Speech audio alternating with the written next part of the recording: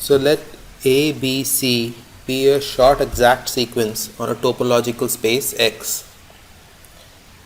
Yeah, so if A is flabby, we will have the exact sequence on the entire space. So let us write this down. So consider this short exact sequence on a topological space X.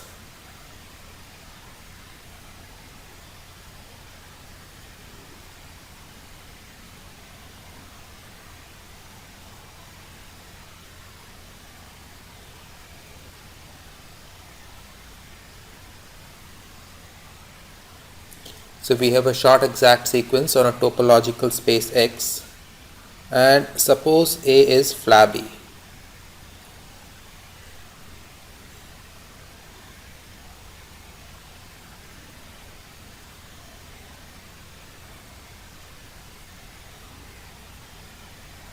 Flabby or Flasque.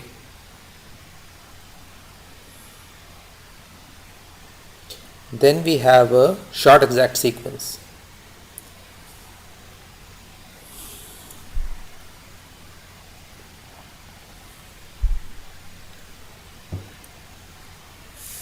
So notice that in general we have left exactness, but here we have the exactness, the short exact sequence just carries over to the entire space X.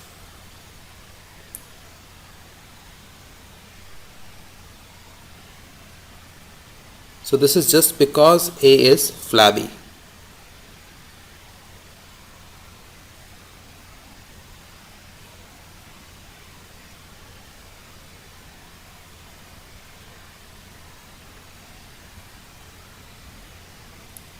Yeah, so the proof is like this. So without A flabby, we know there is left exactness.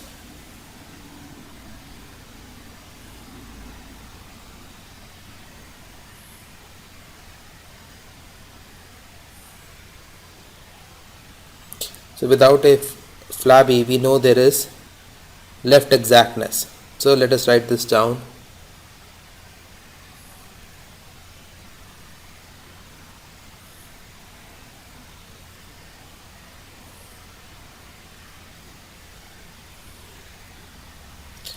Now with A flabby, we need to show the map from this Bx to Cx is onto.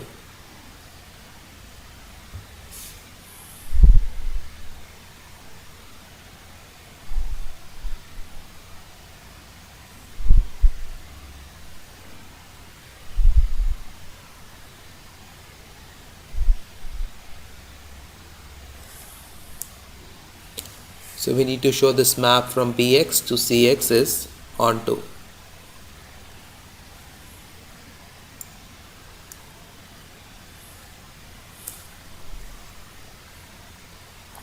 So that is every section T of Cx lifts to some section in Bx.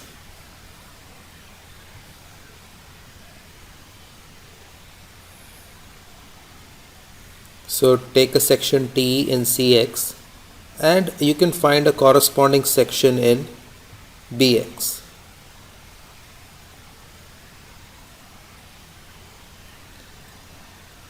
So first let us cover the space X with some open sets U alpha, and because we have the short exact sequence of the topological space, this short exact sequence should at least be true on these open sets U alpha.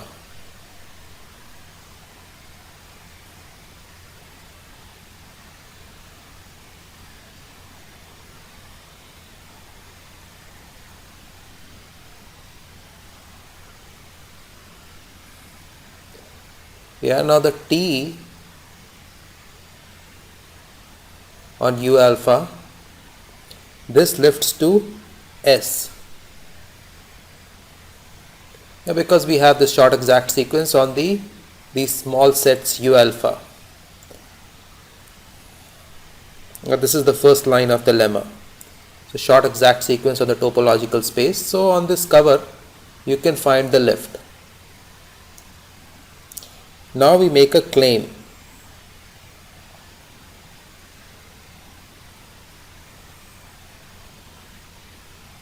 So we say, suppose there is a lift. So there is a lift S in B of V. So you are able to lift to some S in B of V. What are you able to lift? You are able to lift some section T of C of V. So S of B of V is a lift of some T in CV. Yeah, obviously V is an open set of X. And then for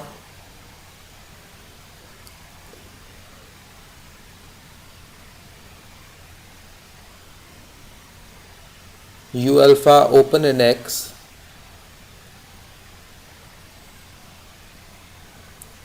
there is a lift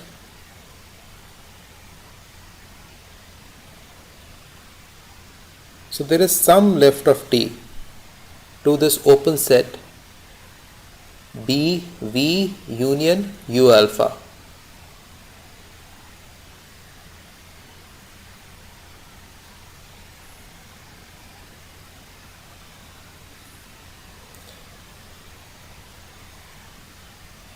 So what have we done? So we are given that there is a lift of T in CV to S in BV.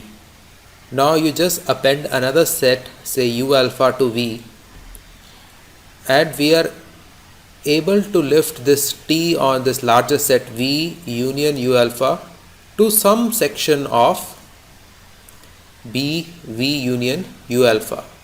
So what we have done, we have started the set V and we are able to make the set bigger while preserving the lift. And the idea is just this: you keep adding sets to it till you cover the entire space X, and then you have a lift.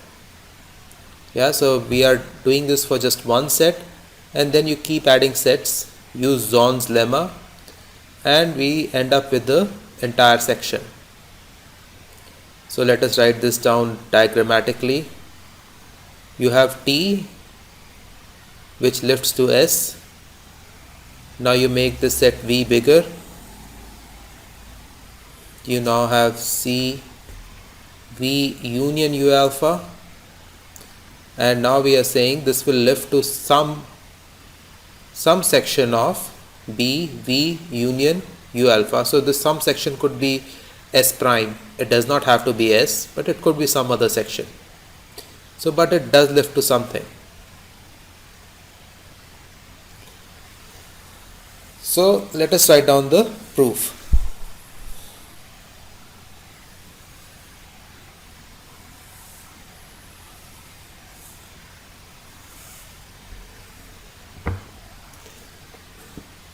So we have these two sets V and U alpha. Obviously we need some kind of a gluing condition, so we have to talk about the intersection of these two sets also. So we start the process by describing the lifts over open sets V and U alpha.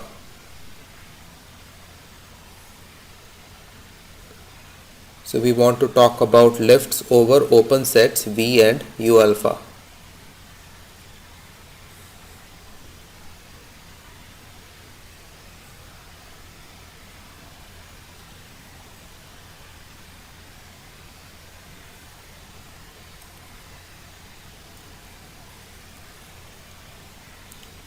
So you start with T as some section of C of V intersection U alpha. Yeah, so this T we are able to lift to S in BV and SU alpha in PU alpha. Yeah, so because we are talking about like some small set V intersection U alpha which is contained within U alpha, so we can say there are two lifts, S and SU alpha. So S is on BV, this is our first line of the claim, we have this lift, and this SU alpha comes from the short exact sequence in U alpha we have drawn before. Yeah, so S minus SU alpha maps to 0 on V intersection U alpha. So this will map to 0 in C of V intersection U alpha, yeah, because T minus T is 0. Yeah, SU alpha, we got the section from the lift of short exact sequence, and the claim's first line gives us S element of PV. So yeah,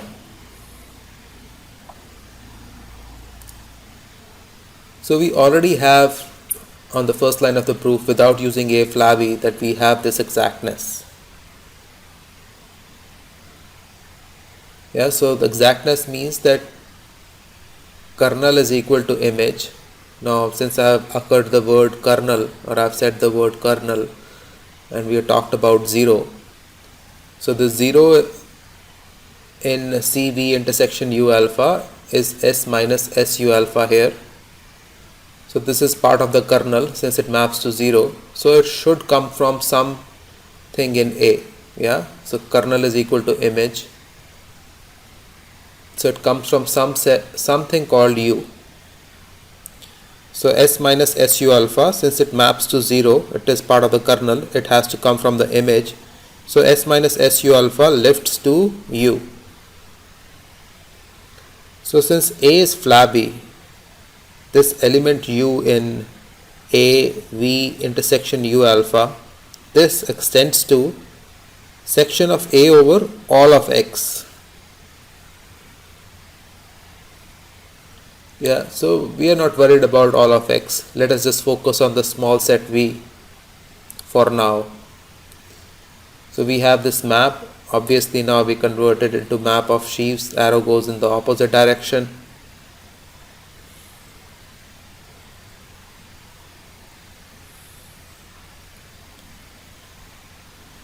So we have some kind of a lift here also to AV. Yeah, so I'm just going to call it U again. We ideally should change it to something else, but let us just call it U again. So we have on V, we have this sequence without using A as flabby, the left exactness. So what have we done? So we have carried, we have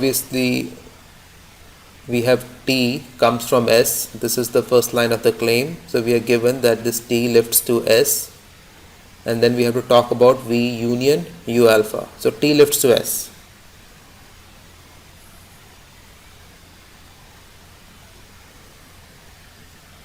This U comes from the previous U in A B intersection U alpha.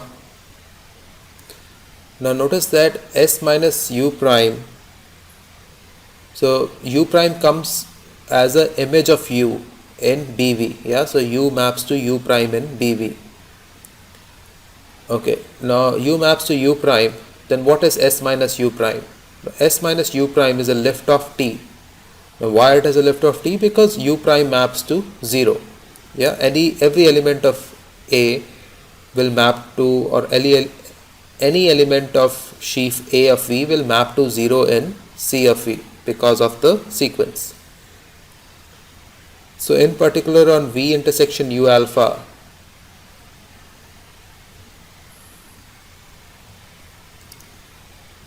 we have S minus SU alpha getting mapped to 0, and we have this U prime also getting mapped to 0. So thus we can combine this S minus U prime and SU alpha.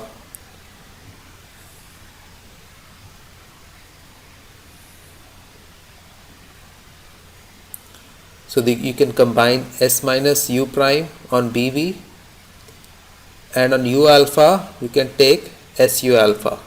Yeah, because on the intersection S minus U prime and SU alpha agree. S minus U prime also gets mapped to T. SU alpha also gets mapped to T. So let us show this diagrammatically. So you combine S minus U prime and SU alpha to give a section of B over V union U alpha.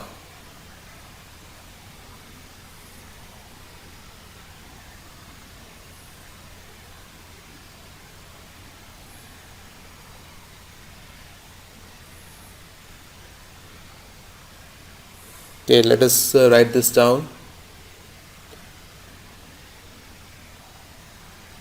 So S minus U prime and SU alpha, we combine them together to give a section over V union U alpha.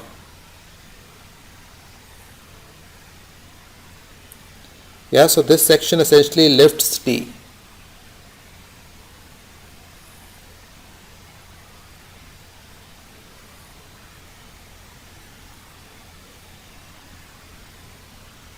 So you have on V you have S minus U prime, just like in the figure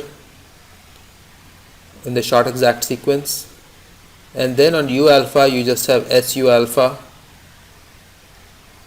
Yeah, so this SU alpha is just like in the first short exact sequence we have drawn on set U alpha, and notice that on their intersection SU alpha gets mapped to T and S minus U prime also gets mapped to T. So we can basically keep adding these sets U alpha, keep making this bigger and bigger, and then use Zorn's lemma to finish the argument by finding the maximal element. So let us go to the next slide and chalk out the Zorn's lemma.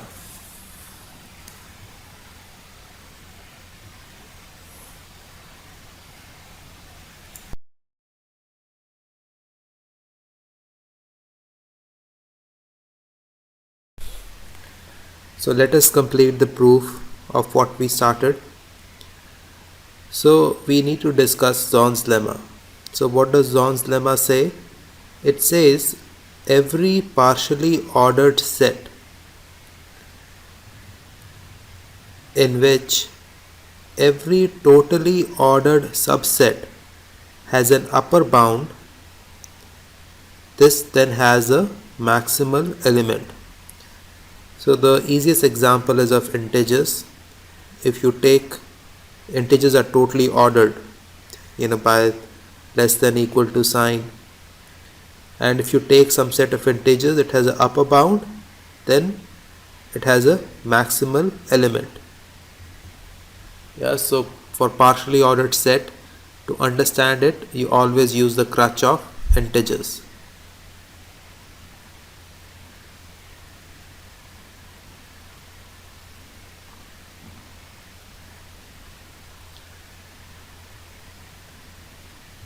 So we use partially ordered set of pairs U comma S, where U is a open subset of X,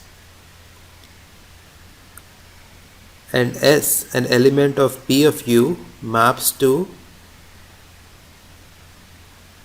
T in C of U.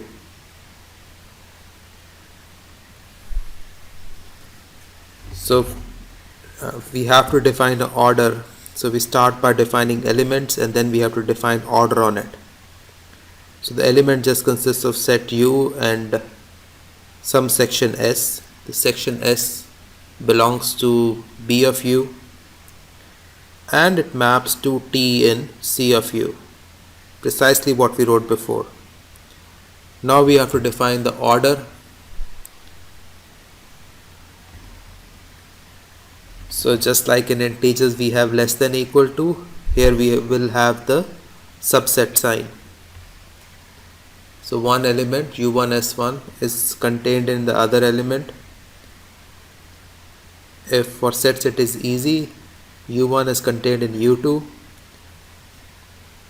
and S1 and S2 are both equal to each other on smaller set U1.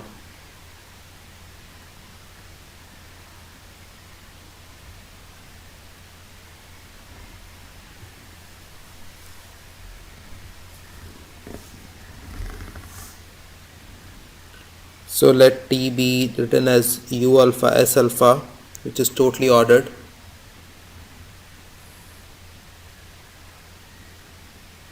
So T is the poset we are talking about. We have all these elements which are ordered.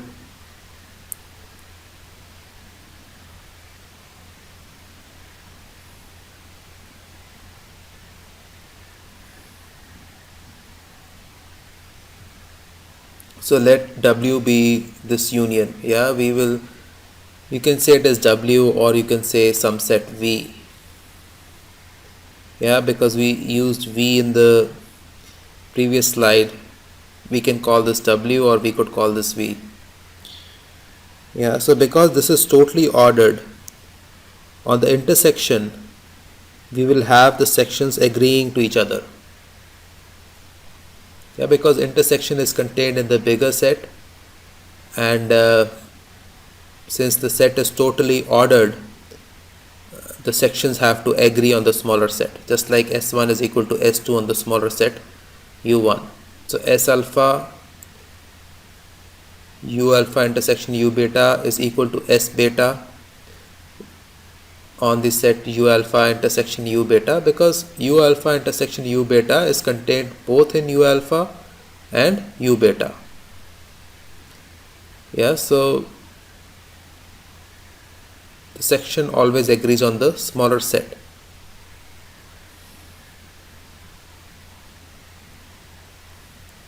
Now since B is a sheaf,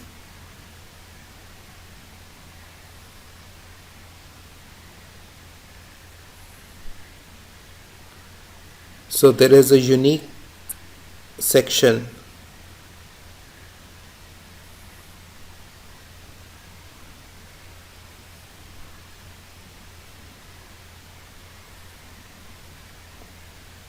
so there is a section S in B of W,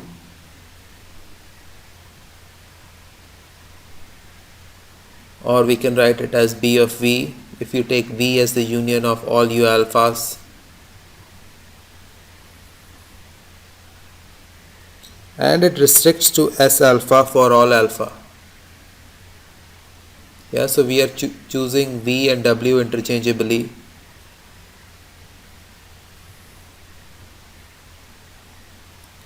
So you have a section S which belongs to, say, BW. Yeah, so but on each of these U alphas which form the cover of W, we have S alpha.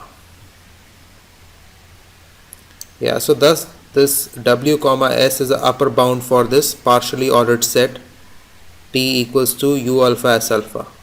So let us write this down. So thus WS, since you can, yeah, so I will again say we are using V and W interchangeably.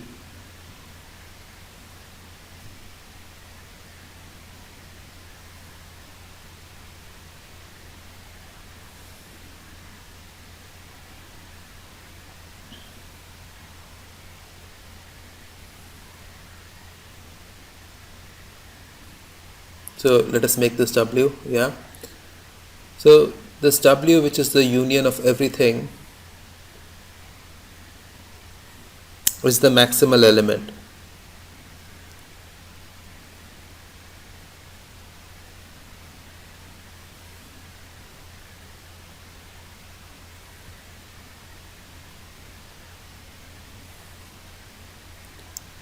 So the maximal element is W comma S. Now we can take this W to be the entire space X, yeah, and use the claim here.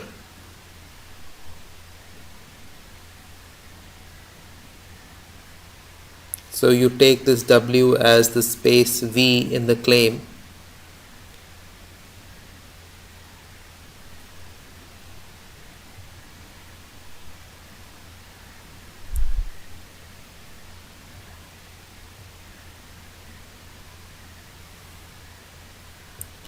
and we can take this V equals to W equals to X, and this S lifts T. So basically you just form the union, and And because of Zorn's lemma and the way the sections behave on smaller sets, we can just glue all these sections together to form the lift.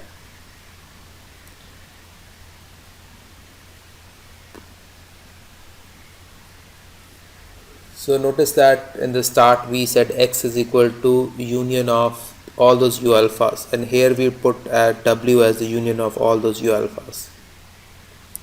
So now we will just state a small lemma. So let this be a short exact sequence, ABC be a short exact sequence of sheaves on some topological space X. Now if A and B are flabby, then C is also flabby.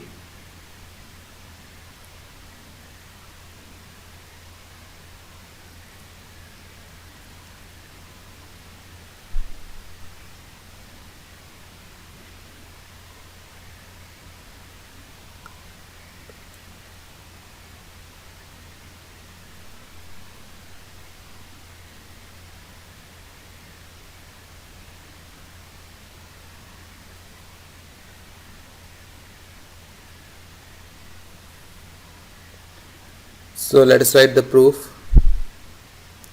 So we start with U open set of X.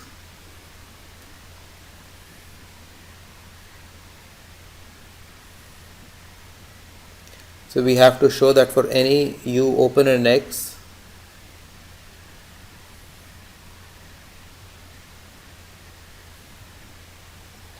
and any T as a section of C of U,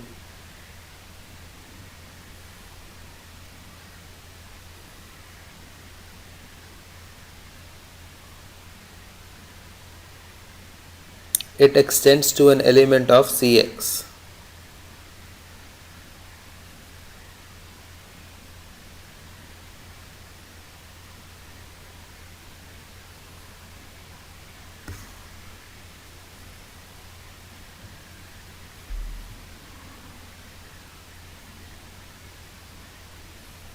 So this is what we have to show. So by the previous lemma, you applied it to U, then T lifts to a section S of B of U, since A is flabby.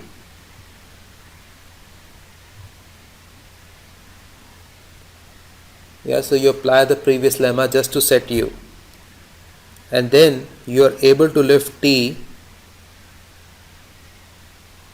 to S in B of U, since A is flabby.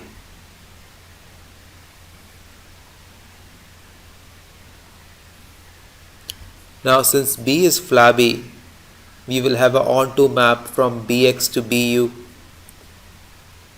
Yeah, U is contained in X, then we have a map in the opposite direction, Bx to Bu.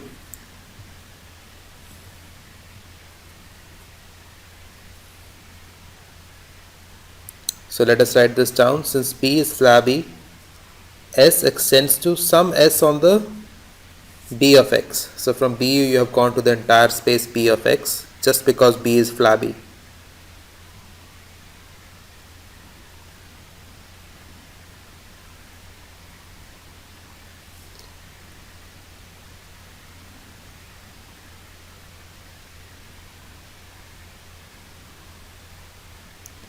Yeah, and now we don't have to do anything. You just map S to C of X, and this is 6 to T on C of U.